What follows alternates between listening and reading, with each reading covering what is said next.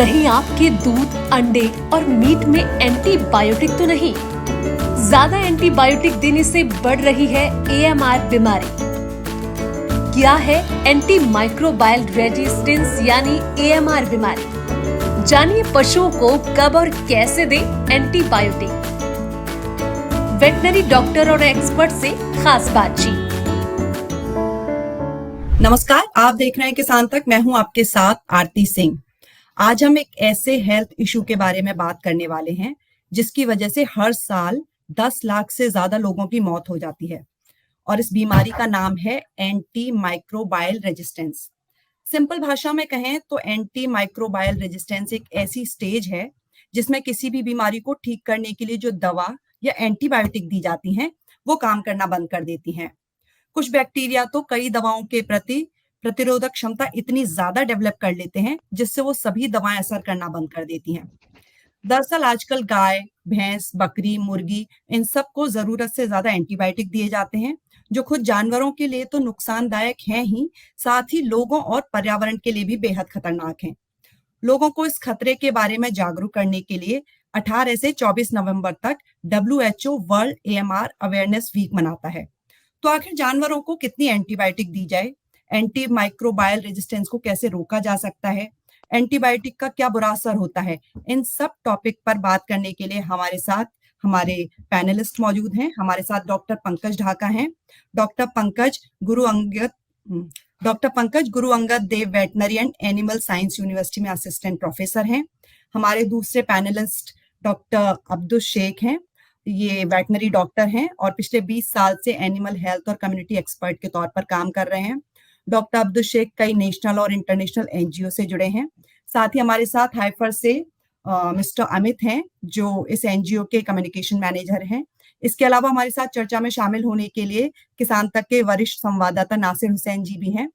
तो मैं इस चर्चा को आगे बढ़ाने से पहले सबसे पहले पंकज जी से एक सवाल पूछना चाहूंगी कि आखिर एएमआर रेजिस्टेंस होता क्या है, आपसे समझेंगे और इसके क्या क्या खतरे हैं। थैंक यू सो मच आरती जी, धन्यवाद।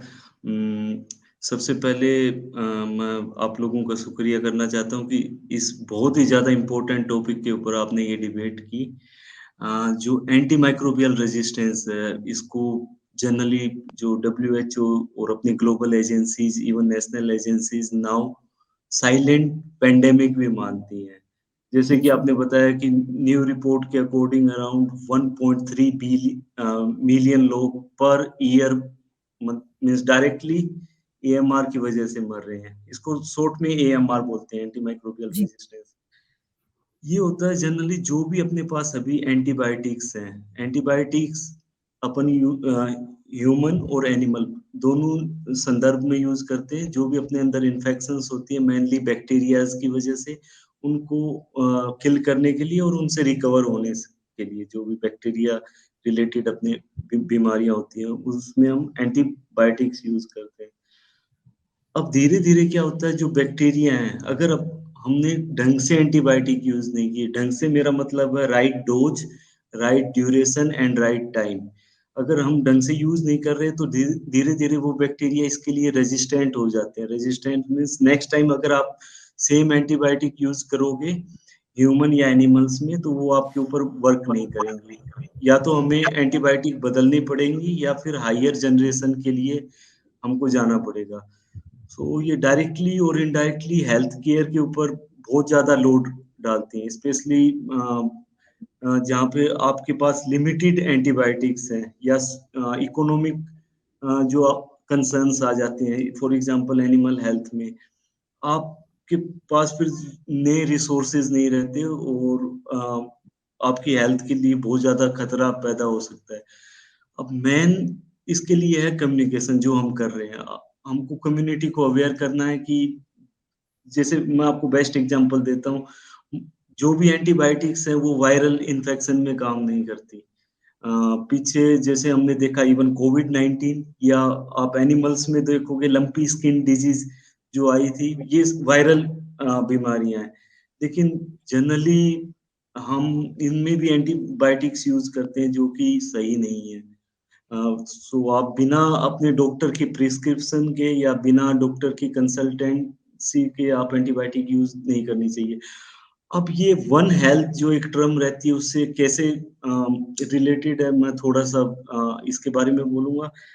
वन हेल्थ में होता है जैसे ह्यूमन हेल्थ, एनिमल हेल्थ और एनवायरमेंट हेल्थ कंप्लीटली इंटरकनेक्टेड है। जी सो कोई भी रेजिस्टेंट बैक्टीरिया चाहे वो ह्यूमन से आए या एनिमल से आए, वो एनवायरनमेंट में जाएगा और आइदर थ्रू फूड या वाटर वापस कम्युनिटी में एंटर हो सकता है।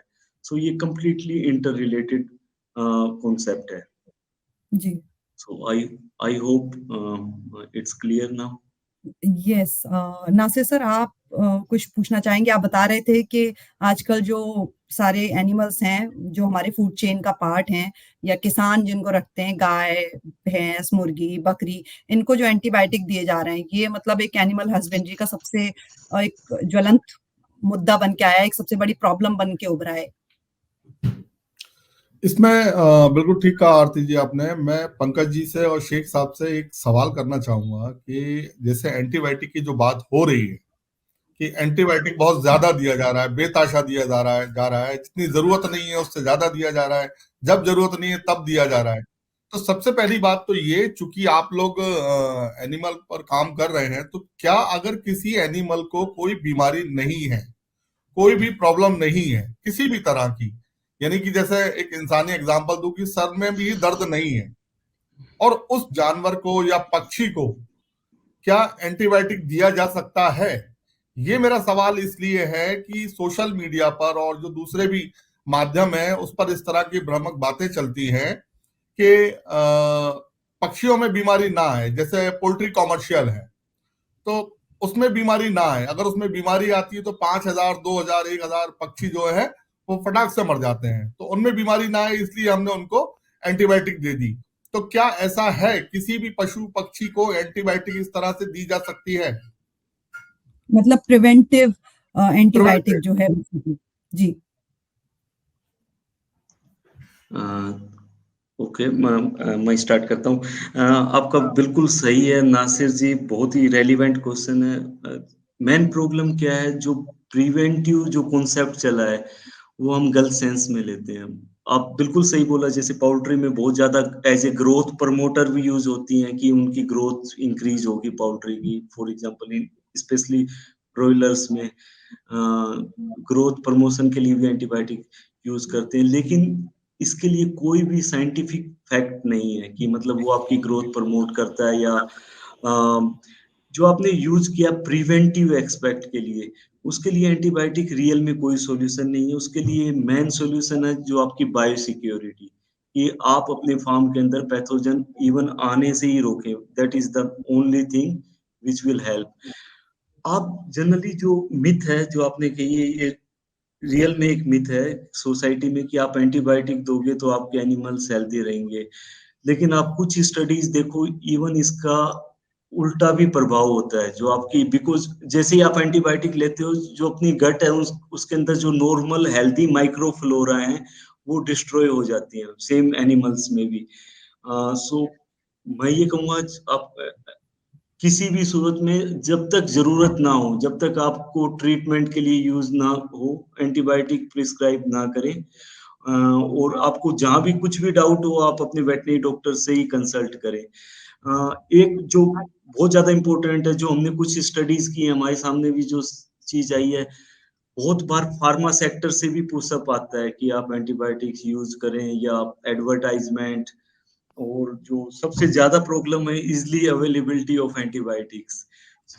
तो उसके लिए थोड़ा सा गवर्नेंस पार्ट भी इम्पोर्टेंट है, जिसको हम स्टीवार्डशिप बोलते हैं, वो भी इम्पोर्टेंट है। नहीं, देखिए एक चीज है कि जहां हमारी जिम्मेदारी ये बनती है कि हम लोग एंटीबायोटिक के ज्यादा इस्तेमाल को रोकें, वहीं दूसरी तरफ हमारी जिम्मेदारी उस सेक्टर के लिए भी है। जैसे पोल्ट्री सेक्टर है, 2.5 लाख करोड़ का पोल्ट्री सेक्टर है। इससे बड़ा सेक्टर डेयरी सेक्टर है। फिशरीज पर आ जाइए, वो भी छोटा सेक्टर नहीं है। ऐसे में जब सोशल मीडिया पर या दूसरे और प्लेटफॉर्म पर इनके बारे में कुछ अफवाहें उड़ाई जाती हैं, जैसे जिसका एक बहुत छोटा सा एग्जांपल मैंने अभी आपको दिया है एंटीबायोटिक्स का, कि बिफोर एंटीबायोटिक दी जाती है, प्रिवेंटिव दी जाती है कि भाई इनमें बीमारी नहीं आएगी या इससे वजन बढ़ेगा। आपने पंकज जी बिल्कुल सही कहा, मैं भी पहले ये बात सुन चुका हूं कि वेट बढ़ाने का इससे कोई ताल्लुक नहीं है, या इसका भी कोई संबंध नहीं है कि मुर्गी को अगर हम एंटीबायोटिक देते हैं तो वो ज्यादा अंडे देगी। उसको दिन में 1 अंडा देना है 24 घंटे में, वो 1 ही देगी, 2 नहीं दे सकती। ये फैक्ट है साइंटिफिक। तो जो अफवाहें जिस तरह की चलती हैं, तो दूसरा ये भी है कि चूंकि ये सारी चीजें कॉमर्शियलाइज हैं, चाहे वो पोल्ट्री हो, डेयरी हो, फिशरीज हो, अगर एंटीबायोटिक खिलाते हैं तो वहां तो उनकी कॉस्ट बढ़ जाती है ना, कॉस्ट ऑफ प्रोडक्शन बढ़ जाएगी, तो वो मार्केट में कैसे सरवाइव करेंगे। तो मुझे नहीं लगता कि हालांकि मैं आप ही से जानना चाहूंगा, आप दोनों एक्सपर्ट हैं, शेख साहब और पंकज जी, कि प्रिवेंटिव एंटीबायोटिक देना किसी भी पॉइंट ऑफ व्यू से उसके लिए बेनिफिशियरी नहीं है।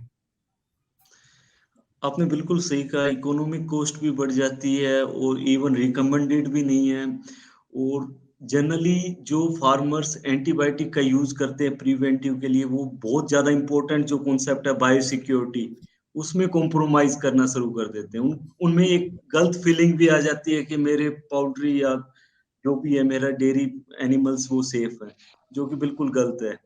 दूसरी चीज जो आपने कहा, ये तो बहुत ज्यादा मिथ है कि अंडों का प्रोडक्शन बढ़ जाता है। नहीं, उसका कोई, वो बिल्कुल अलग बायोलॉजिकल थिंग है। एग प्रोडक्शन उसका इससे कोई भी वो नहीं है, मतलब रिलेटेडनेस। और जो सबसे इम्पोर्टेंट है, जैसे ही आप एंटीबायोटिक देते हो आइदर पोल्ट्री में या डेयरी एनिमल्स में, तो उसके लिए एक विड्रॉल पीरियड होता है। मतलब आपको उस फॉर एग्जांपल 5 या 6 दिन के लिए आपको मिल्क या एग यूज नहीं करने हैं। वो कोई भी नहीं करता है, मतलब ज्यादातर in most of the contest आपको विड्रॉल पीरियड भी यूज करना है, क्योंकि आप जो एंटीबायोटिक दे रहे हो वो animal product for example milk या एग के थ्रू उसके रेजिड्यूज निकल रहे हैं, वो in the end product upon consume कर रहे हैं, चाहे दूध पी रहे हैं या अंडे खा रहे हैं। तो अपनी बॉडी के अंदर भी अननेसेसरी वो रेजिड्यूज अपने अंदर आते हैं और अपने जो नॉर्मल माइक्रोफ्लोरा है उसको भी नुकसान करते हैं। और कुछ मे भी कुछ कॉमन सेल ऑर्गेनिज्म अपने भी रेजिस्टेंट हो सकते हैं। सो आगे आप कभी भी एंटीबायोटिक यूज कर रहे हो, अगर आपके अंदर वो रेजिस्टेंट पैथोजन है, तो आपके लिए वो एंटीबायोटिक काम नहीं करेगी। तो ये कम्युनिटी लेवल पे भी एक बहुत बड़ी प्रॉब्लम है। सेम फॉर एग्जांपल आप एंटीबायोटिक कंटिन्यूस दे रहे हो पोल्ट्री में एज ए प्रिवेंटिव एक्सपेक्ट, जो पोल्ट्री की ड्रॉपिंग्स हैं जो बीट करती हैं या जो गाय का बायोलॉजिकल वेस्ट है, वो भी अननेसेसरी एनवायरनमेंट के ऊपर भी इफेक्ट डाल रहा है, क्योंकि रेजिड्यूज निकल रहे हैं उसके थ्रू, और जो आपके एनवायरनमेंट में जो माइक्रोब्स हैं वो रेजिस्टेंट हो रहे हैं अननेसेसरी। सो ये कंप्लीटली लूज लूज सिचुएशन है, इसमें कहीं कोई भी बेनिफिट नहीं है कि आप एंटीबायोटिक, एक तो इकोनॉमिक इफेक्ट पड़ रहा है फार्मर्स पे, और आप ह्यूमन और एनवायरनमेंट हेल्थ को भी नुकसान कर रहे हो। जी हाँ, मेरे के ख्याल से शेख बाद साहब पंकज जी, आप, जी हाँ अमित शेख जी, साहब एक आप ऐड कर सकते हैं। इसमें मैं पंकज जी से एक चीज और जानना चाहूंगा जो हमारे दर्शकों के लिए भी काफी लाभदायक रहेगी, कि अगर कोई भी, वो चाहे पोल्ट्री फार्मर हो या डेयरी वाला हो या जो मछली पालन करता है वो हो, अगर कोई भी जाने अनजाने अपने पशु पक्षियों को इस तरह से एंटीबायोटिक दे रहा है प्रिवेंटिव, तो सबसे पहली चीज तो ये कि उसके लाइव स्टॉक पर उसका जो साइड इफेक्ट है वो क्या है। इसके अलावा उससे जो प्रोडक्ट मिल रहा है, वो चाहे दूध हो, अंडा हो, चिकन हो, मछली हो, अगर वो हम कंज्यूम कर रहे हैं यानी ह्यूमन बीइंग, तो उसके साइड इफेक्ट उस बॉडी पर क्या पड़ते हैं। एनवायरमेंट का तो आपने बता ही दिया। अगर ये भी चीजें हमारे दर्शकों को पता लग जाए तो वो कम से कम अलर्ट रहेंगे, सजग हो जाएंगे। किसी भी पोल्ट्री में जाएंगे या डेयरी में जाएंगे तो एक बार देख सकेंगे कि डेयरी में ये कहीं भैंसों को एंटीबायोटिक तो नहीं दे रहे। अगर ऐसा है तो वो उसको जागरूक करने का भी काम करेंगे। तो ये जो दुष्परिणाम है पशु पक्षियों पर, इंसानों पर, एक बार प्लीज इसको भी जरा सा थोड़ा सा संक्षेप में बता दें। थैंक यू नासिर जी, बहुत अच्छा क्वेश्चन है, बहुत इंपॉर्टेंट है। जैसे आप अननेसेसरी एंटीबायोटिक लेते हो या एनिमल्स को दे रहे हो आप एज ए प्रिवेंटिव एक्सपेक्ट, तो एंटीबायोटिक का काम है माइक्रोब्स को किल करना। अगर आपका एनिमल बीमारी नहीं है या आपकी बर्ड्स उनमें कोई बीमारी नहीं है, तो वो क्या करेगी, एंटीबायोटिक्स जो नॉर्मल माइक्रोफ्लोरा है आपका गट के अंदर, जो आपको हेल्दी रखता है, जो नॉर्मल माइक्रोब्स हैं, उनके ऊपर अटैक करेगी और उनको डिस्ट्रॉय करेगी। इससे इवन उल्टा चांस ज्यादा रहता है, मीन्स आपके ज्यादा बीमार होने का, आपके एनिमल्स ज्यादा बीमार होने के, क्योंकि आप उनके जो नॉर्मल हेल्दी माइक्रोफ्लोरा है उसको डिस्ट्रॉय कर रहे हो, आप उनको खत्म कर रहे हो बिना मतलब एंटीबायोटिक्स देके। तो उनका प्रोडक्शन कम हो सकता है। और इवन बहुत सारी स्टडीज हैं जिनमें फार्मर सोचते हैं वेट गेन होगा, उसकी जगह उनका इवन वेट लूज भी रहता है। तो मीन्स बॉटम लाइन यही है कि एंटीबायोटिक्स कोई सॉल्यूशन नहीं है। आप बायोसिक्योरिटी रखिए, आप वैक्सीनेशन यूज कीजिए, जो vaccination is the best okay to prevent the disease. आप जो भी अवेलेबल वैक्सीन हैं वो लगवाइए। एंटीबायोटिक्स कोई सॉल्यूशन नहीं है। और इसका ह्यूमंस के ऊपर क्या इफेक्ट रहता है, क्योंकि मोस्टली जो भी अपन एंटीबायोटिक या खुद लेते हैं या एनिमल्स को देते हैं, ज्यादातर एंटीबायोटिक्स जो अपना वेस्ट प्रोडक्ट है, जैसे काऊ डंग हो गया या यूरिन हो गया, उसके थ्रू एक्सक्रीट होती है, या मिल्क हो गया। सो अगर as a public health point of view से अगर आप वो प्रोडक्ट यूज कर रहे हैं, कंज्यूम कर रहे हैं, तो आपके अंदर रेजिड्यूज आ रहे हैं और आपका खुद का भी माइक्रोफ्लोरा को डिस्ट्रॉय कर रहे हैं। इवन बहुत सारी रिपोर्ट्स हैं जहां एलर्जी भी हो जाती है, मतलब आप अगर रेजिड्यूज को ले रहे हो अननेसेसरी, ह्यूमंस में एलर्जी भी हो जाती है। For example, best example penicillin. Penicillin allergy बहुत ज्यादा कॉमन है ह्यूमंस में। तो आप अननेसेसरी एनिमल्स में पेनिसिलिन दे रहे हो। फॉर एग्जांपल डेयरी में बहुत कॉमन है पेनिसिलिन यूज करना, और आप वो मिल्क कंज्यूम कर रहे हो विदाउट एनी विड्रॉल पीरियड, तो आपके अंदर मींस इल इफेक्ट हो सकते हैं। मुझे लगता है कि एक बार हमें शेख साहब से जान लेना चाहिए, क्योंकि शेख साहब जैसा आरसी जी ने बताया कि कई नेशनल इंटरनेशनल एनजीओ के साथ आप जुड़े हुए हैं। तो ये जो प्रॉब्लम है, जैसा कि पंकज जी ने बहुत सारी चीजों को बड़े अच्छे ढंग से क्लियर किया है कि कैसे एंटीबायोटिक जो है अगर पहले दे रहे हैं तो नुकसानदायक है, और बाद में भी दे रहे हैं अगर जैसे कोई बीमारी उसे है तो पर्टिकुलर उस पशु उस पक्षी को दी जाए, पोल्ट्री की तरह नहीं कि पानी में मिलाई और सबको दे दी स्प्रिंकलर से एक से। तो शेख साहब, आप ये जो समस्या है इसको किस तरह से देख रहे हैं? क्या जागरूकता की कमी है, या मतलब एक डर है जो कॉमर्शियल लेवल पर बिजनेस कर रहे हैं लाइव स्टॉक से जुड़कर, वो एक डर के चलते ऐसा कर रहे हैं?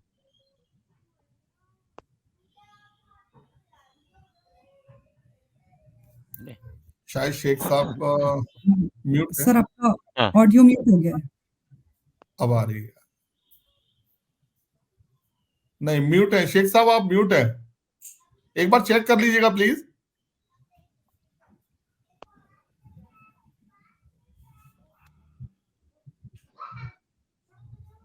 नहीं सुनाई दे रहा। अमित जी, मैं आपसे रिक्वेस्ट करूंगा, आप भी पशुपालकों के बीच में जाते हैं काफी, आप जिस तरह की स्कीम चला रहे हैं उनके पशुपालकों के लाभ के लिए, उनके फायदे के लिए, तो इस चीज को आप उनके बीच किस तरह से देख रहे हैं? हालांकि आपने गाय पर भी काम किया है, तो वो डेयरी सेक्टर में आता है, बड़ा इशू है वहां, चीज के डर और खतरे रहते हैं। बनस्पत बकरी को लेकर पशुपालक है वो नहीं डरते हैं बीमारी से। अमित जी, मेरी आवाज आ रही है? भैंस है वो बड़ा पशु है, महंगा पशु। हेलो, हाँ आ रही है अब डॉक्टर साहब आ रही है अभी आ रही है, आवाज आ रही है? जी बिल्कुल, बताएं जी। हाँ, ये नाशी जी, बहुत बहुत धन्यवाद आपको, अपने अच्छा ये टॉपिक के अच्छा सवाल पूछे हैं। एक्चुअली जो एंटी माइक्रोबियल रेजिस्टेंस बोलते हैं हम, इसलिए एंटी माइक्रोबियल जब बोलते हैं हम, तब ये सभी का आता है, आपका सिर्फ एंटीबायोटिक या बैक्टीरिया की बात नहीं है। बैक्टीरिया, वायरस, फंगस, रिकेट्सिया, जितना भी हम माइक्रोब्स है, सभी के अगेंस्ट में जितना भी दवाई हम इस्तेमाल करते हैं उसको हम बोलते हैं कि वो एंटी माइक्रोबियल। और एंटी बैक्टीरियल मतलब जब सिर्फ बैक्टीरिया को किल करने के लिए कोई एंटीबायोटिक हम इस्तेमाल करते हैं तो एंटी बैक्टीरियल बोलते हैं हम। तो एंटी बैक्टीरियल इसमें बोलता है कि ये लार्जर कंट्रीब्यूट करते हैं ये रेजिस्टेंस क्रिएट करने में। हालांकि ये सभी चीज कम बेसी परिमाण में सभी चीज करते हैं, रेजिस्टेंस जो क्रिएट करते हैं। इसमें देखिए, इसमें एक्चुअली बात सिर्फ फार्मर्स लेवल या क्लिनिशियन प्रैक्टिशनर इस लेवल पे सीमित नहीं है। Actually starts from the manufacturing level, जो फार्मास्यूटिकल्स कंपनी जो है जो बनाते हैं, जहाँ पे आपका होलसेलर जो स्टोर करते हैं, यानी जो पूरा जो सिस्टम है, जो चेन है, ये चेन के हर जगह में ये आपका ये कंट्रीब्यूट करते हैं टुवर्ड्स ये जो एंटी माइक्रोबियल रेजिस्टेंस क्रिएट करने में। क्योंकि अल्टीमेटली जहाँ पे प्रोड्यूस होता है वहां पे देखिएगा आपका वेस्ट का जो मैनेजमेंट सिस्टम है वो सही है या नहीं है। तो कंपनी से जो भी वेस्ट निकालता है वो कहाँ पे जाता है? फाइनली आपका जमीन पे जाता है, जमीन से या तो पानी से या तो एनवायरमेंट। ये तीन जो चीज है, सॉइल, वाटर एंड एयर, तो इसमें जाके फाइनली कंट्रीब्यूट करते हैं। फिर अगेन आपका कोई रिटेलर जो रखते हैं मेडिसिन, दे ऑल्सो मतलब वो भी क्या करता है, बहुत सारे मेडिसिन एक्सपायर हो जाते हैं या अनयूज्ड रहते हैं, वो भी कहीं ना कहीं डिस्पोज करते हैं। तो फाइनली वो भी सेम सेम मीडियम में पहुंच जाते हैं, सोइल, वाटर और एयर में। तो वो एक है। नेक्स्ट लेवल ऑफ प्रैक्टिशनर जितना भी लोग है, प्रैक्टिशनर में आप आएंगे, आप देखेंगे बहुत सारे लोग क्या करते हैं, मैंडेटरीली इस्तेमाल करते हैं एंटीबायोटिक। बीमार मतलब उतना डायग्नोस नहीं करने के बावजूद भी एक एंटीबायोटिक, पेन किलर, कुछ कॉमन चीज है वो इस्तेमाल करते हैं। मतलब there is a blanket sort of treatment करते हैं, नहीं कि जो स्पेसिफिक चाहिए वैसे भी नहीं भी करते मेनी केसेस। फिर ओवरडोज करना या कम डोज करना, या जैसे डॉक्टर पंकज ढका सर भी बोले हैं, ड्यूरेशन मान लीजिए आपका 5 दिन देना है, उससे पहले वो खत्म कर देंगे, नहीं देते हैं।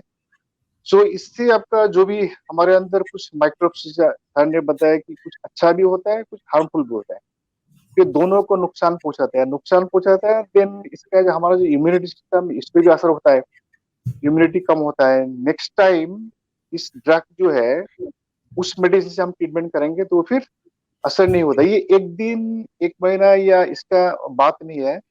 एक्चुअली ये आप हिस्ट्री देखेंगे तो ये 1940s जब से ये आपका पेनिसिलिन का डिस्कवर हुआ है, तब से आपका ये एंटी माइक्रोबियल या एंटी बैक्टीरियल रेजिस्टेंस की साइमल्टेनियसली शुरू हुआ है। ये कोई इजी या इजीली सॉल्वेबल प्रॉब्लम भी नहीं है, ये कॉम्प्लेक्स प्रोसेस। मतलब ये बैक्टीरिया का या दूसरा माइक्रोब्स का भी डिफरेंट वेज है टू सर्वाइव एंड थ्राइव। जैसे हर लिविंग चीज का भी होता है, वो भी आपका अपना अपना तरीका निकालता है। जैसे म्यूटेट करते हैं, इस दवाई से असर ना हो, तो उनका मैकेनिज्म वैसा भी होता है। तो चेंज करके, अपने आप को चेंज करके उस बैक्टीरिया को जो आप दवाई इस्तेमाल करेंगे उससे असर ना हो। देन आपका हमारे रूरल सेटअप में कम्युनिटी लेवल पे आप बात करेंगे, जो भी प्रैक्टिस करते हैं, इवन आपका ह्यूमंस पे भी है। वेटनरी में तो बहुत सारे लोग हैं जो लोग क्वालिफाइड नहीं है।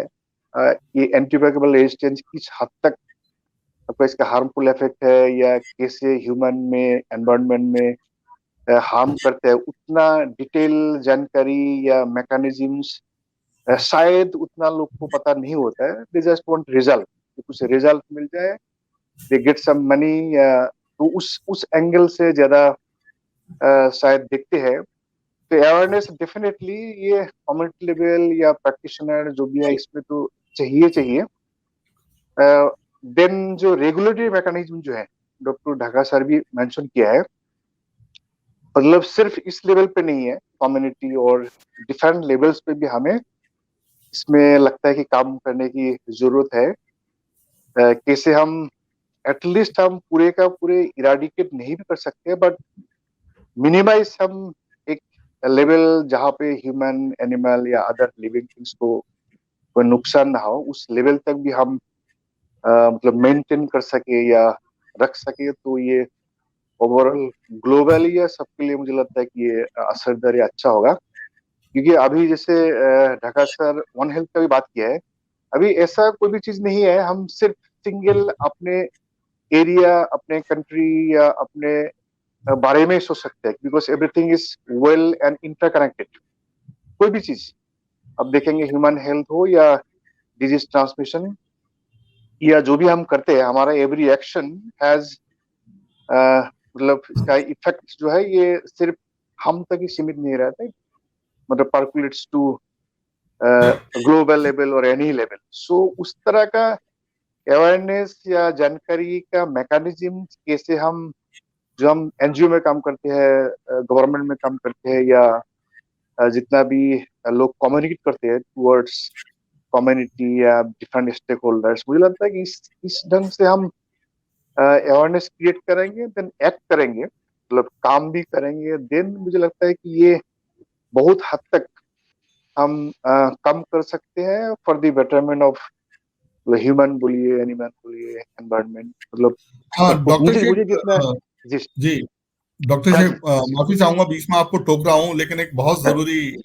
ये सवाल है जो हमारे दर्शकों के लिए भी खास हो जाता है जानना, कि जब आप पशुपालकों के बीच में जाते हैं, कुछ ऐसी जगहों पर जाते हैं यहाँ की कमर्शियल लेवल पर ये बिजनेस हो रहा है, डेयरी हो या पोल्ट्री हो, तो इस चीज को लेकर, इस विषय को लेकर आप उनके बीच कितनी जागरूकता पाते हैं? क्या जागरूकता की कमी है, या फिर जैसा हम आशंका जाहिर कर रहे हैं कि एक डर के चलते वो ऐसा करते हैं? जो भी दो चार लोग करते हैं, सब तो नहीं करते, इसको जनरल नहीं कर सकते, लेकिन जो दो चार लोग भी हैं, तो क्या वजह है इसको लेकर? इसमें जो सर है एक्चुअली डर भी कुछ एक्सटेंड जो ज्यादा संख्या में फार्मिंग करते हैं, जैसे आपका पोल्ट्री का हो या जनरली आपका ब्रोयलर्स में देखेंगे, क्योंकि एक बार लॉस हो जाएगा तो ह्यूज लॉस है। जी मतलब डर इन टर्म्स ऑफ आपका उसका प्रॉफिट भी आता है, प्रॉफिट इनकम, तो डर उसी से आता है, ये मेरा लॉस हो जाएगा तो मेरा इनकम में असर हो जाएगा, तो रिलेटेड है। तो उसको सेफगार्ड या उसको ये करने के लिए लोग को लगता है कि why don't we use this, मतलब हम क्यों इस्तेमाल ना करें, तो है डेफिनेटली है। और इनकम जो है, इनकम या प्रॉफिट, ये तो गवर्न करते ही है। इसका एक एग्जांपल आपका ये भी आप देखेंगे, जब ऑक्सीटोसिन, ये ऑक्सीटोसिन आज का प्रॉब्लम नहीं है, बहुत सालों साल से हर लोग मना भी करते हैं कि गाय को मिल्किंग से पहले अब ऑक्सीटोसिन ना लगाए। जी इवन बिल्कुल, ये ड्रग जो है, ये बैन भी है, मतलब कहीं पे बैन आपको भी हो मतलब चुका है, काफी बैन भी पुरानी हो चुका है। समस्या है ऑक्सीटोसिन की भी। पुराने, बहुत बहुत पुराने हैं, लेकिन क्या होता है, अभी भी इस्तेमाल होता है। जी, कोई भी चोरी स्लम्स छिपे एरिया अभी में, भी है। मतलब शहर में, गांव में जो डेयरी फार्मर्स है, तो सभी लोग देखेंगे तो आपको इसको अभी भी लगाते, इस्तेमाल करते हैं, उसका भी आपका जी, साइड इफेक्ट दूध या दोहने से हार्मफुल पहले वो इफेक्ट ऑक्सीटोसिन देते हैं ह्यूमन उसको। में है। तो बेसिकली आपका प्रॉफिट, डर, या कुछ लोग सिंसियरली या उस तरह का शायद अवेयरनेस का कमी हो, या सोचते नहीं है कि मेरा ये एक्शन से या एक्ट से ये कितने लोग को ये हार्मफुल या मतलब खराब असर होगा, ये इतना हद तक या इतना बियॉन्ड ये सोचते हैं नहीं, उसका दैट मुझे लगता है एरिया है। ये कॉन्शियसनेस या इस तरह का लोग को हम कैसे अवेयर कर सकते हैं, और इसमें लोग का जो प्रॉफिटेबिलिटी, लोग प्रॉफिटेबिलिटी के एंगल जो है ये लाता है बीच में, उसका फेयर या जो भी आप अप्रेहेंशन। तो इसमें बेस्ट जो इसका आपका आप दूसरा ऑप्शन देखेंगे तो वैक्सीनेशन, जैसे ढाका सर भी अब मेंशन किया है, जो कोई प्रिवेंशन के लिए कोई एंटीबायोटिक इस्तेमाल कर रहा है, तो vaccination is the best way along with the जी जी बायोसिक्योरिटी। बायोसिक्योरिटी तो चीपेस्ट मेथड है। इस तरह का अवेयरनेस या जानकारी हम क्रिएट करेंगे शायद रिगोरसली, नॉट कि भाई जस्ट करना है तो कर दिया है, ये एफर्ट फ्रॉम डिफरेंट लेवल्स और थोड़ा इंटेंसिवली चाहिए, क्योंकि मुझे लगता है कि time is very high time. हम ग्लोबल वार्मिंग देखेंगे, क्लाइमेट चेंज देखेंगे, पैंडेमिक देखेंगे, इमर्जिंग डिजीज देखेंगे, इवन आपका रेबीज का केस भी आप देख ही रहे हैं आजकल जो भी है। तो बहुत सारा चीज है which are very threatful, threatening to human life या इवन ऑल लाइफ। तो ये मतलब मुझे तो लगता है कि इट्स द मतलब peak time to deal all this जी जी थिंग्स। नशीब सर, मेरे ख्याल से अभी डॉक्टर पंकज के पास आने से पहले मैं अमित जी आपसे एक सवाल लेना चाहूंगा। जी। जैसा शेख साहब ने भी बताया, बहुत सारी चीजें डॉक्टर पंकज ने भी बताई, तो आपको क्या लगता है कि किस तरह का एक जागरूकता कार्यक्रम पशुपालकों के बीच चलना चाहिए, या क्या और तरीके हो सकते हैं कि ये ठीक है, जो बहुत सारी चीजें हैं जो साबित करती हैं कि हमारे यहाँ, हमारे देश में ये बहुत कम है, इसको नकार नहीं सकते हम, ये नहीं कह सकते जीरो है इसके केस, लेकिन बहुत कम है, उसके कई एग्जाम्पल है। मैं इस पर चर्चा अभी बाद में करूंगा, लेकिन मैं आपसे जानना चाहूंगा अमित जी कि आप चूंकि एक बड़ी नामी एनजीओ से जुड़े हाइपर्स है, सीधे आप पशुपालकों के टच में रहते हैं, उनके बीच में जाते हैं, तो किस तरह से हम इनको अवेयर कर सकते हैं, जागरूक कर सकते हैं इसके लिए? जी, धन्यवाद जी। एक्चुअली हेफर जो है वो अभी 1 लाख से ज़्यादा किसानों भाइयों के साथ काम कर रहा है बिहार, उड़ीसा और आंध्रा में। और जैसे आप ने बताया तो वन हेल्थ हमारे लिए भी बड़ी प्रायोरिटी है, और एएमआर जो चैलेंज है वो बहुत मतलब हमारे को भी पता है, तो हमारे एक्सपर्ट हैं। और हमारा जो जानवर है वो है बकरी और बैकयार्ड पोल्ट्री। सो बैकयार्ड पोल्ट्री में जैसे डॉक्टर डाका ने, ये अपने अब्दुल सर ने बताया कि बायोसिक्योरिटी, तो हम बायोसिक्योरिटी पे बहुत अवेयरनेस कर रहे हैं। और हमारा जो बैकयार्ड पोल्ट्री है, जो 30,000 फार्मर्स हमारे उड़ीसा में हैं, वो सब बैकयार्ड पोल्ट्री फार्मर्स हैं। सो वहाँ पे उनका जो बाड़ा है और उनका फूड बाथ है, जो बायोसिक्योरिटी वाले मेजर्स हैं, सो वो हमने सब कम्युनिटीज़ को अवेयर किया है, और वो सब उन्होंने अडॉप्ट भी किया है, और उसके उनको अच्छे रिजल्ट्स भी दिख रहे हैं। सो हमारे लेवल पे तो हमने ये शुरू किया है, प्लस हमारे पास एक कैडर है जिसको हम पशु सखी, या हम यहाँ पे केव बोलते हैं उनको। तो केव दीदी का भी यही रोल रहता है कि वो इन किसानों के बीच में जाए और उनको समझाए, और उनका उनका एक प्रॉपर ट्रेनिंग हम करते हैं, और उनको बिल्कुल वैक्सीनेशन, डिवर्मिंग उनका रोल में रहता है। और किसानों के बीच में जाकर वो ये अवेयरनेस भी करते हैं कि क्यों मतलब ये जो अब्यूज़ है जो एंटीबायोटिक्स है, उससे क्या नुकसान होता है। तो वो सब चीज़ें हम ग्राउंड लेवल पे अपने फार्मर्स के साथ कर रहे हैं, और उसके अच्छे रिजल्ट्स भी हमें दिख रहे हैं।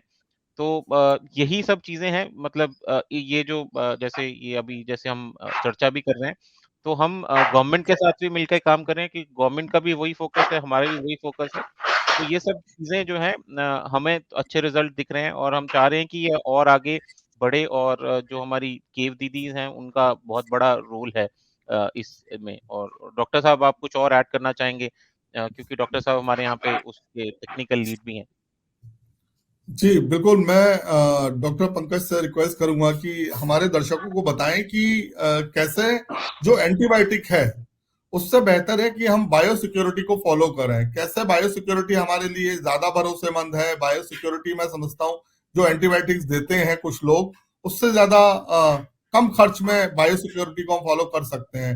एंटीबायोटिक में बहुत मोटा पैसा खर्च होता है, सभी जानते हैं कि एंटीबायोटिक्स महंगी आती हैं। तो मुझे लगता है कि शायद एंटीबायोटिक देने से अच्छा है कि हम बायोसिक्योरिटी पर जाएं। अगर उस पर जाते हैं तो हम 10, 20, 50 मुर्गी नहीं, जितने भी हमारे फार्म पर है 10,000, 15,000, सबको हम सेव कर लेते हैं। तो इसके बारे में मैं चाहूंगा डॉक्टर पंकज अगर विस्तार से हमारे दर्शकों को बताएं तो ज्यादा अच्छा रहेगा। थैंक यू नासिर जी, बहुत ही ज़्यादा इम्पोर्टेंट क्वेश्चन है। वो बेस्ट चीज़, जो बेस्ट अवेलेबल टूल है, जैसे डॉक्टर शेख और अमित जी ने भी बताया, बायोसिक्योरिटी। जनरली बायोसिक्योरिटी जो कॉन्सेप्ट है मेनली पोल्ट्री सेक्टर में है, मैं ये नहीं कहूँगा नहीं है, लेकिन जो अपने डेयरी बाकियों में बहुत ही ज़्यादा नेग्लेक्टेड है। अब बायोसिक्योरिटी होता क्या है? जैसे आप टर्म देखोगे बायो सिक्योरिटी, बायो मीन्स कोई भी बायोलॉजिकल हजार्ड, इस कॉन्टेक्स्ट में अपन लेते हैं कोई भी आपका माइक्रोब्स, उसके लिए आप सिक्योरिटी दे रहे हो। सिक्योरिटी जनरली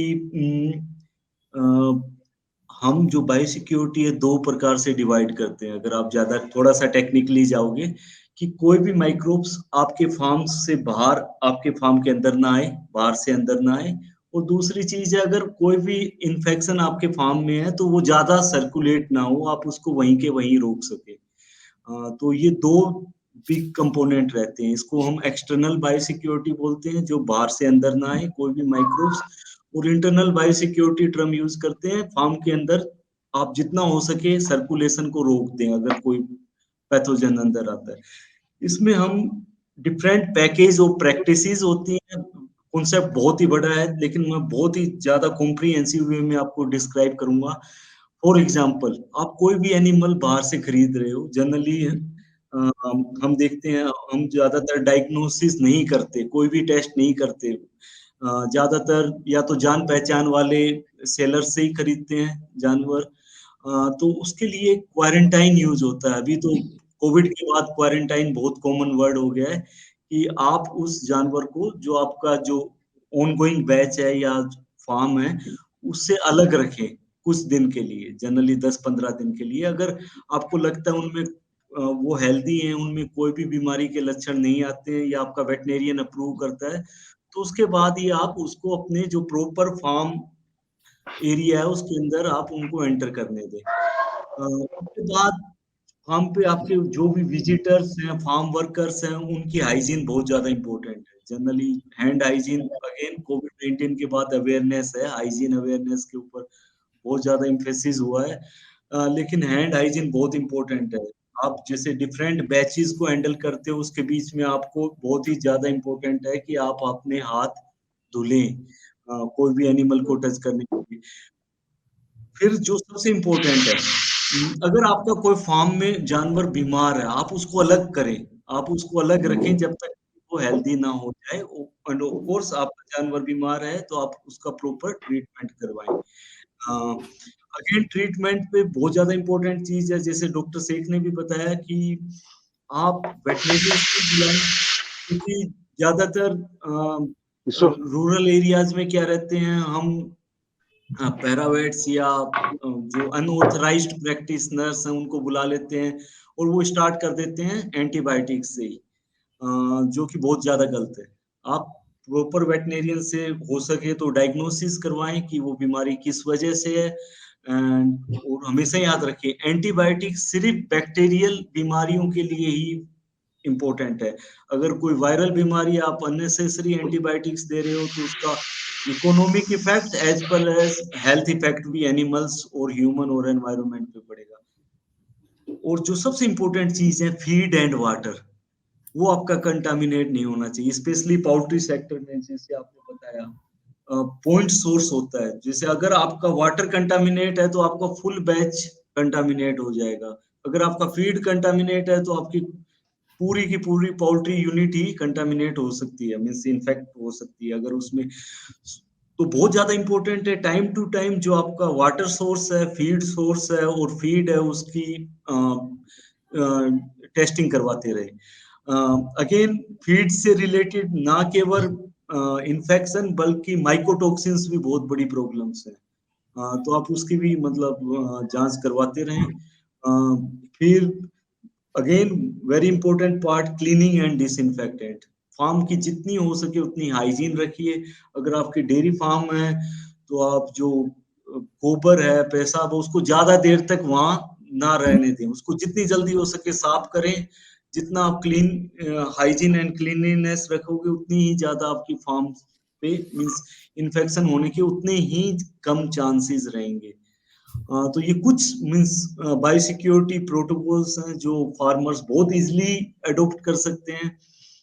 एक एंट्रेंस के ऊपर आप फुटपाथ जो जनरली रखते ही हैं ज्यादातर ऑर्गेनाइज्ड फार्मर्स। सो बायोसिक्योरिटी बहुत ज्यादा इंपॉर्टेंट है। इसके लिए आप ऑफ कोर्स आप अपने वेटनेरियंस की मदद ले सकते हैं, वो आपको पैकेज ऑफ प्रैक्टिसेस बना सकते हैं कि आप विद इन अवेलेबल रिसोर्सेज कैसे बेस्ट परफॉर्म कर सकते हो। तो इसके लिए हमने कुछ अभी यहाँ स्टडीज भी स्टार्ट की हैं पंजाब में।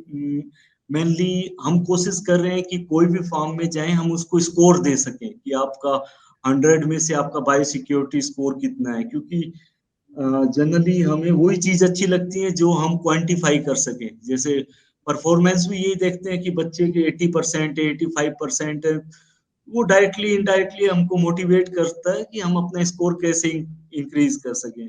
तो हम कोशिश कर रहे हैं इस टाइप का कोई स्कोरिंग सिस्टम बढ़िया बन सके जो अपने रीजनल कॉन्टेस्ट के हिसाब से अच्छा हो। बाकी यूरोपियन कंट्रीज में है इस टाइप के सिस्टम्स, स्कोरिंग सिस्टम्स, बट हम कोशिश कर रहे हैं कि उसको अडॉप्ट करें, थोड़ा इंडियन कॉन्टेस्ट के हिसाब से उसको डेवलप करें। In the end most important thing is awareness. मैं एक और चीज शेयर करना चाहता हूँ। यहाँ पे हमने लुधियाना में हमारे पास एक प्रोजेक्ट था super heroes against super bugs. उसमें हमने स्कूल स्टूडेंट्स को भी अवेयर किया था, स्पेशली रूरल एरियाज में। वो बहुत ज्यादा इंपॉर्टेंट है क्योंकि स्टूडेंट्स बहुत जल्दी कोरिलेट करते हैं चीजों को, साइंटिफिक चीजों को। और ऑफ कोर्स आप रूरल बैकग्राउंड से हैं, वो जाके अपनी कम्युनिटी में बहुत इजी ढंग से, बहुत इजी फॉर्म में मैसेज को स्प्रेड करते हैं। तो फार्मर्स अवेयरनेस बहुत इंपॉर्टेंट है। इसके साथ साथ अगर टारगेट करें जैसे अमित जी आपके एनजीओ जैसे स्कूल स्टूडेंट्स को बहुत ज्यादा स्पेशली रूरल एरियाज में वो बहुत ज्यादा इफेक्टिव रहती है, क्योंकि पेरेंट्स भी खुश होते हैं कि उनका बच्चा आके साइंटिफिक चीजें, और वो ज्यादा विश्वास करते हैं। और जो मोस्ट इम्पोर्टेंट दोनों वे से सोशल मीडिया वो हेल्पफुल भी है, अगर लेकिन अगर कोई मिथ सर्कुलेट हो रही है तो वो हार्मफुल इफेक्ट भी उसके बहुत ज्यादा हो सकते हैं। अगर जिस हमें कुछ भी इस टाइप की मिथ सामने आती है, हमें उसको एड्रेस करना चाहिए इस लार्जर ग्रुप में विद सर, एक प्रॉपर सवाल मेरा भी एविडेंसेस। है। या ये जो श्योर पूरा श्योर। फूड कंज्यूमर साइड से मैं पूछना चाहूंगी, जो पूरा फूड चेन में एंटीबायोटिक्स का ओवरडोज है या कुछ सही डोज नहीं दी जा रही है ओवर, जिसकी वजह से एएमआर प्रॉब्लम शुरू हो रही है, उसको अगर हम कंज्यूम करते हैं, जैसे हम एंटीबायोटिक्स वाला दूध पीते हैं या अंडे खाते हैं या वो मीट खाते हैं, तो इंसानों पे उसका कितना सिवियर इफेक्ट आता है, क्या क्या उसके साइड इफेक्ट्स होते हैं और कितना जल्दी हमें पता चल सकते हैं और कैसे हम उससे प्रिवेंटिव्स अपना सकते हैं? नहीं, बहुत बहुत अच्छा क्वेश्चन है। सो मोस्टली क्या रहता है, जैसे आप अगर फॉर एग्जांपल गाय का दूध पी रहे हैं, गाय में एंटीबायोटिक यूज की गई है और जनरली एंटीबायोटिक देने के बाद एक विड्रॉल पीरियड होता है, मींस हमें उस एनिमल का दूध फॉर एग्जांपल वो अलग अलग एंटीबायोटिक्स के लिए है, फॉर एग्जांपल 3-4 दिन तक कंज्यूम नहीं करना। लेकिन हम जानते हैं most of the time farmer इसको इकोनॉमिक लॉस मानता है, वो मिल्क को डिस्कार्ड नहीं करता और डायरेक्टली और इनडायरेक्टली कंज्यूमर्स तक पहुंचता है। उस जी सिनेरियो में क्या है, आपके मिल्क के अंदर रेजिड्यूज हैं जो एंटीबायोटिक जानवर ने कंज्यूम किए हैं, वो आप कंज्यूम कर रहे हो मिल्क के थ्रू। वो आपकी गट फ्लोरा पे ऑफ कोर्स एडवर्स इफेक्ट डालेगा, मींस हार्मफुल इफेक्ट डालेगा, आपके जो नॉर्मल माइक्रोबायोटा है उसको डिस्ट्रॉय करेगा। हाँ, अगर आप हेल्दी हो तो मैं ये कहूंगा कि आपको इतना नहीं पता चलेगा, लेकिन फॉर एग्जांपल ऑलरेडी आप इम्यूनो कॉम्प्रोमाइज्ड हो, मींस आपको कुछ अंडरलाइन प्रॉब्लम्स हैं, तो जी उसका बहुत ज्यादा सीवियर इफेक्ट भी हो सकता है। और बेस्ट एग्जांपल अब सीवियर इफेक्ट का, अगर आपके अंदर अनफॉर्चुनेटली कोई पैथोजन एंटर करता है और ऑलरेडी आपके माइक्रोब्स रेजिस्टेंट हैं, तो नेक्स्ट टाइम अगर आप सेम क्लास के एंटीबायोटिक यूज करोगे तो वो आपके ऊपर इफेक्टिव नहीं होगी। Then you need to either switch to higher generation antibiotics. वो ऑफ कोर्स आपकी हेल्थ के लिए भी सही नहीं है और इकोनॉमिक पॉइंट ऑफ व्यू भी सही नहीं है, स्पेशली फार्मिंग कम्युनिटीज के लिए, क्योंकि उनका बहुत ज्यादा इंटरेक्शंस रहता है एनिमल्स के थ्रू। तो कंज्यूमर्स के लिए consumer must be very aware, जो ज्यादातर नहीं पता रहता कि एंटीबायोटिक्स के क्या नुकसान हो, क्योंकि ये सब मार्केट है। अगर कंज्यूमर ज्यादा अवेयर करेंगे तो ऑफ कोर्स वो प्रोड्यूसर के ऊपर भी थोड़ा डायरेक्ट और इनडायरेक्ट प्रेशर डाल सकते हैं। जैसे कि बेस्ट एग्जांपल अभी ऑर्गेनिक फार्मिंग जो जी कॉन्सेप्ट आया है, वो जनरली कंज्यूमर अडॉप्ट कर रहे हैं ऑर्गेनिक प्रोडक्ट्स को, इसलिए प्रोड्यूसर ज्यादा मोटिवेट हो रहे हैं। ऑर्गेनिक फार्मिंग बेसिक कॉन्सेप्ट यही है कि आप पेस्टिसाइड एंटीबायोटिक्स जितना कम सिंथेटिक केमिकल यूज कर सकते हो वो करना चाहिए, ताकि प्रोड्यूसर्स मींस कंज्यूमर्स की हेल्थ के ऊपर मींस पॉजिटिव इफेक्ट पड़े। जी, लेकिन कई बार बिल्कुल जो आपने कहा कि विड्रॉल जो टाइम होता है उसके बारे में कोई अवेयरनेस होती ही नहीं है। जो प्रोडक्ट हम कंज्यूम कर हाँ रहे हैं हमें पता ही नहीं होता कि इनमें एंटीबायोटिक्स हैं, तो पता लगने के लिए अवेयरनेस सबसे पहले जरूरी है कि जो लोग एंटीबायोटिक्स का इस्तेमाल कर रहे हैं वो उसका इस्तेमाल कर भी रहे हैं तो उस विड्रॉल पीरियड से उस प्रोडक्ट को दूर रखें, ताकि नहीं, मुझे लगता है आरती जी, ये इस मामले में जो हमारे पशुपालक हैं जी उनको जागरूक होने की जरूरत है। जैसा पंकज जी ने कहा कि जो विड्रॉल पीरियड है उसके बारे में जो ग्राहक है उनका जो दूध खरीदने आता है या जो अंडे मार्केट में आ रहे हैं उसको तो नहीं पता कि उन्होंने जी अपने पशु को एंटीबायोटिक दिया है या नहीं दिया है, और दिया है तो वो जो विड्रॉल पीरियड है वो कितने दिन का है वो सिर्फ पशुपालक को पता है। उसको जागरूक करने की जरूरत है कि वो किसी भी कीमत पर उस 3 दिन 2 दिन जो भी विड्रॉल पीरियड का टाइम फिक्स है वो दूध ना बेचे, अंडे ना बेचे, उसके वो चिकन जो है वो ना बेचे, उसको अलग कर दे। बिल्कुल ये काम उसका है। इसके लिए हमें सबसे पहले उसको जागरूक करना होगा, और ये जागरूकता का जो काम है जो अमित जी हैं हमारे और शेख साहब हैं ये बखूबी समझते हैं कि इसको कैसे किया जा सकता है, कैसे इसको आगे बढ़ा सकते हैं। जी पंकज जी, आप कुछ कहना चाह रहे हैं? हाँ नासिर जी, बहुत इंपॉर्टेंट आपने बात कही है, अवेयरनेस। और जैसे अगर फार्मर्स को पता है, ऑफ कोर्स फार्मर्स को पता रहता है कि उनके एनिमल्स में एंटीबायोटिक यूज किए हैं।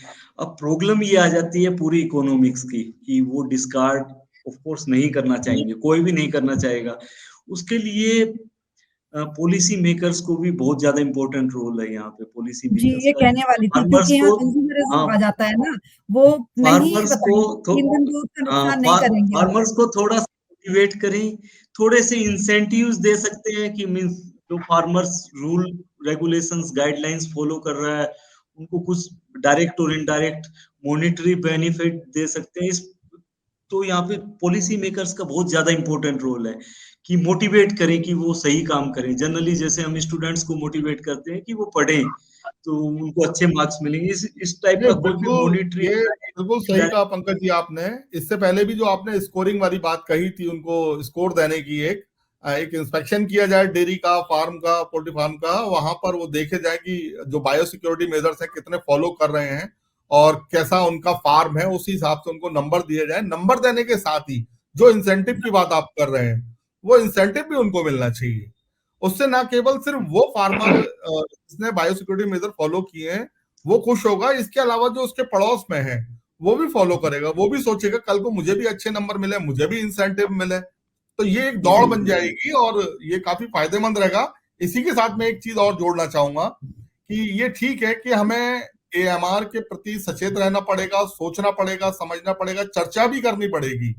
और इसके साथ ही सबसे ज्यादा खुद अलर्ट रहने के साथ साथ हमें जो हमारे आसपास पशुपालक हैं या जिस जगह हम दूध लेने जाते हैं या किसी हमारे दोस्त का ही पोल्ट्री फार्म है, उनको भी हमें अलर्ट करने की जरूरत है। क्योंकि ऐसा नहीं है कि हमारे देश में ये कम है इसके केसेस तो हम इसको अवॉइड कर दें, नेग्लेक्ट कर दें, इसके बारे में सोचना छोड़ दें। नहीं, ऐसा हम हरगिज नहीं कर सकते, क्योंकि जरा सी लापरवाही एक बड़े नुकसान का कारण बनती है। लेकिन इसके साथ ही मैं एक चीज और क्लियर करना चाहूंगा, और साथ में पंकज जी, शेख साहब आपसे भी और अमित जी आपसे भी, अगर इसमें कहीं मैं गलत हो तो प्लीज थोड़ा सा करेक्ट करें।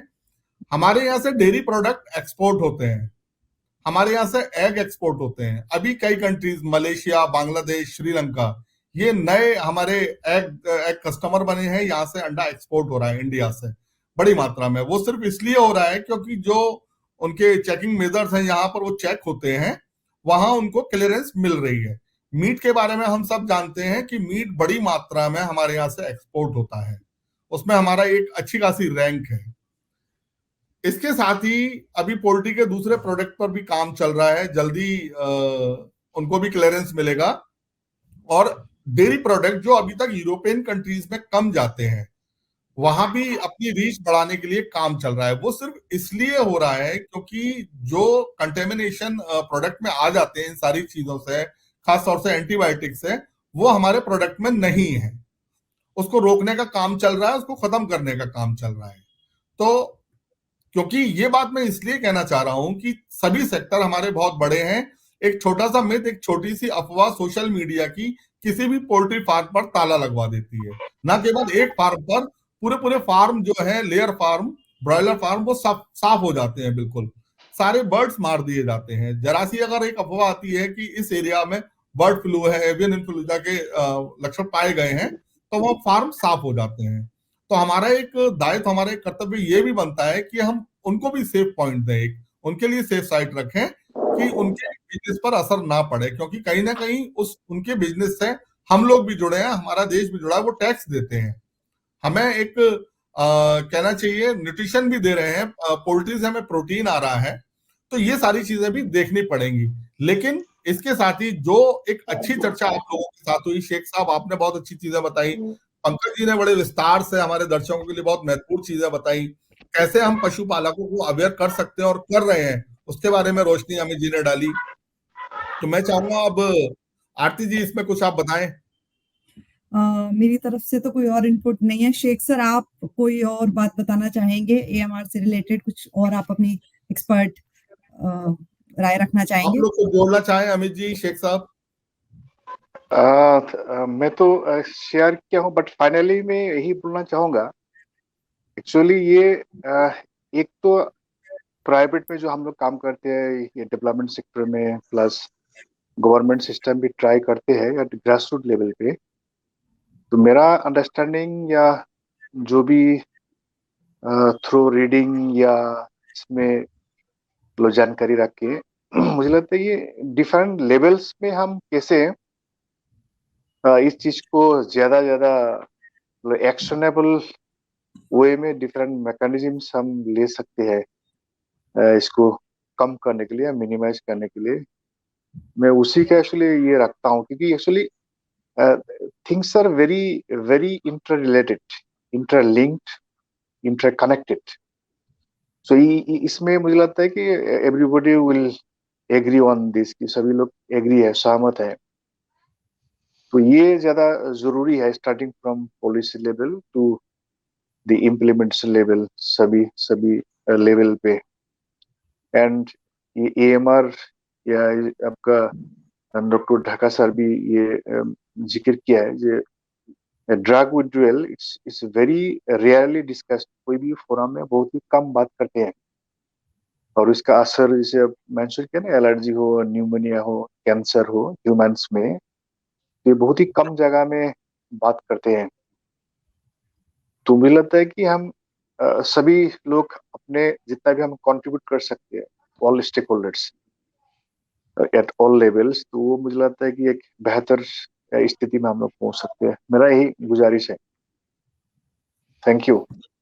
नहीं, बहुत अच्छी आपकी सलाह है शेख साहब, बहुत बहुत शुक्रिया आपका। अमित जी, आप कुछ कहना चाहेंगे? हाँ, मैं यही कहना चाह रहा था कि जैसे अवेयरनेस हमारी फार्मर लेवल पे है, तो हम तो अपने लेवल पे काम कर ही रहे हैं, लेकिन जैसे ढाका साहब ने कहा कि स्कूल्स में, कॉलेजेस में जो अवेयरनेस है अराउंड दिस टॉपिक, सो ये एक हफ्ते में सहमत न मतलब, क्योंकि डब्ल्यूएचओ ने एक हफ्ता बोला है, बट मुझे लगता है कि पूरे साल अगर रहे तो उसका इम्पैक्ट ज़्यादा होगा। तो हम जी अपने बिल्कुल। प्रोग्राम्स के थ्रू ट्राई कर रहे हैं कि जैसे अभी ये हफ्ता चल रहा है, तो पहला प्रोग्राम हम आपके साथ कर रहे हैं, और अपनी फील्ड लेवल पे भी हम किसानों के साथ, सरकार के साथ और भी अवेयरनेस प्रोग्राम इस पूरे हफ्ते में हम करते रहेंगे जहाँ भी हम काम कर रहे हैं। सो यही मेरा था, और बाकी जो ये स्कोरिंग सिस्टम आपने कहा है, तो हम ये अपने प्रोग्राम में इसको कैसे अडॉप्ट कर सकते हैं, ये हम ज़रूर अडॉप्ट करने की कोशिश करेंगे, कि बहुत अच्छा स्टेप है, और इससे हम फार्मर्स को भी थोड़ा मोटिवेट कर सकते हैं कि क्यों वो फार्मर ए है और क्यों वो फार्मर बी है। सो यही मेरा इस पे कहना था। धन्यवाद। जी, किसान तक भी इसमें आप लोगों के साथ जुड़ा है, मतलब हम भी किसानों को और एनिमल हस्बेंड्री से जुड़े जो लोग हैं, उनको एंटीबायोटिक के गलत इस्तेमाल के बारे में, कैसे उसका कम इस्तेमाल किया जाए और क्या उसके नुकसान है, इससे संबंधित जानकारी जो है नासिर सर करते रहते हैं शेयर, बताते रहते हैं हमारे दर्शकों को। क्या नासिर सर? जी जी बिल्कुल, आज भी हम एक खबर इस पर पब्लिश करने जा रहे हैं, शेयर करेंगे आप जी। लोगों के साथ। जी, तो कहीं न कहीं जो पॉलिसी लेवल है, उस लेवल पे गाइडलाइंस होने की ज़रूरत है, साथ ही अवेयरनेस की भी ज़रूरत है। इन दोनों का जब कॉम्बिनेशन बनेगा, तो इस तरह की ये जो साइलेंट और हिडन सर्कमस्टांसेस हैं, या जो बड़ी बीमारी बन सकती हैं, उन पे कंट्रोल आएगा। क्योंकि जो एंटीबायोटिक का असर पशुओं पे जितना हो रहा है, एनवायरनमेंट पे हो रहा है, साथ में हम लोग भी उससे कहीं फिर बचे नहीं रहेंगे। जी। तो ठीक है, एक तो एक चीज़ जी। मैं पूछना चाहता ढाका साहब, ये जो आपका स्टडीज़ पब्लिश होती हैं, ये क्या पब्लिक के लिए अवेलेबल हैं किसी प्लेटफ़ॉर्म पे? हाँ, मोस्ट ऑफ जो हमारे रिसर्च पेपर्स हैं वो ओपन एक्सेस में ही रहते हैं मोस्ट ऑफ द टाइम। अभी तो ज्यादातर जर्नल ओपन एक्सेस पे ही है, और बहुत सारी स्टडीज हम कम्युनिकेट भी करते हैं थ्रू सोशल मीडिया और न्यूज प्रिंट। इवन आप गढ़वासु वेबसाइट पे भी मिल जाएंगे आपको। और किसी भी प्रकार के आपको कोई भी इंफॉर्मेशन चाहिए, कभी भी आप हमसे कांटेक्ट कीजिएगा ना, जितना हो सकती है टेक्निकल इनपुट्स हमारी तरफ से हो सकता है, we are happy to serve you. नहीं बिल्कुल, इस पर गढ़वासु है, गढ़वासु के अलावा और भी यूनिवर्सिटीज है, साथ में सेंट्रल गवर्नमेंट बड़े लेवल पर इस पर काम कर रही है। काफी प्रोग्राम इसमें चलाए जा रहे हैं, कुछ और भी शुरुआत होनी है कुछ प्रोग्राम्स की। अभी 3-4 दिन की जो कॉन्फ्रेंस दिल्ली में हुई थी, उसमें भी यही डिस्कशन हुआ था, और मुझे लगता है कि गवर्नमेंट का पूरा फोकस है, जैसे डॉक्टर पंकज ने कहा भी था कि बीमारी से पहले अब हमें उसके जो दूसरी साइड है उस पर सोचना पड़ेगा, जो वन हेल्थ मिशन है। इस पर अगर हम काम करते हैं अच्छे से और वो हमारा कामयाब होता है अगर, तो मुझे नहीं लगता कि जैसे कोरोना आई तो इस तरह की बीमारियों से हम बड़े आराम से लड़ सकेंगे, लोगों को उससे बचा भी सकेंगे और उसके बारे में अलर्ट भी कर सकेंगे। जी, जी धन्यवाद नासिर सर। जी सर। धन्यवाद नासिर सर, धन्यवाद Pankaj ji and thank you. Sir. Thank you Amit ji, so thank much. You. खेती किसानी से जुड़ी ऐसी तमाम खबरों के लिए और अपडेट्स के लिए आप बने रहिए किसान तक के साथ। थैंक यू, बहुत बहुत धन्यवाद। Thank you. अगर ये वीडियो आपको पसंद आया है तो इसे लाइक जरूर करें। अगर चैनल अभी तक सब्सक्राइब नहीं किया है तो कर लें और नोटिफिकेशन पाने के लिए बेल आइकन भी दबा दें।